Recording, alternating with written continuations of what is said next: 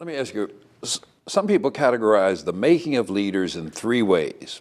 Number one, great people cause great events. Number two, movements make leaders. And number three, the confluence of unpredictable events creates leaders appropriate for the time. Which of these, if any, fits you? Great people cause great events. Movements make leaders. The confluence of unpredictable events creates leaders appropriate for the time. Yeah, and I like that, and I've heard that classification. I like it more than the simple, is it society or the great person theory.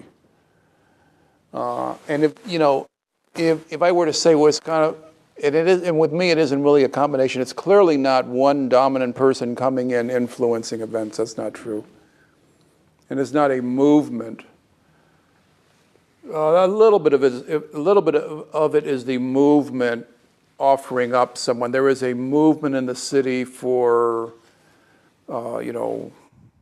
truth in lending, fiscal soundness, faith and credit, all these kind of terms of art that I came to represent. So a little bit of it was that, but a lot of it was, hopefully I wasn't drunk like General Grant, but I was out in the right time and confluence of events. I was there at the moment. The government was broken. You demonstrated Really you could more fix it. free, yeah. And so this is, in some ways, we couldn't have predicted the government would go broke, maybe if we'd paid more attention. And we couldn't predict that the control board would be set up and you would become its head.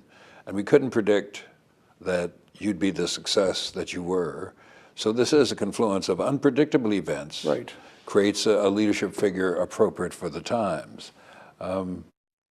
So now, is your legitimacy as a leader tied to your ability to persuade people to follow your vision, or your ability to articulate a vision, an agenda? These are sort of the same thing, but what makes you legitimate as a leader? You become the mayor. Here you are. How do you maintain legitimacy? It's not a matter, I don't think, of style, because you brought the style with you. How do you maintain legitimacy? Well, your leadership will take on the form and function and characteristics of your circumstances. So if you're in business, it'd be one thing. In a faith situation, it'd be another.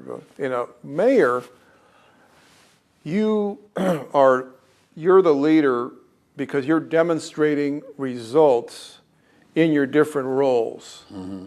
And if you're not demonstrating results, ultimately in your different roles you represent, then you're not going to be successful. So for me, one role is, as the mayor, you're the steward of the city. So how are the resources of the city doing? Oh, they're doing good. You're the chief constable of the city. How's public safety doing? Generally, doing pretty good. It's going in the right direction. Crime's going down. You're the chief cheerleader for the city. How's investment going? Oh, $35 billion in new investment. Oh, definitely doing good there.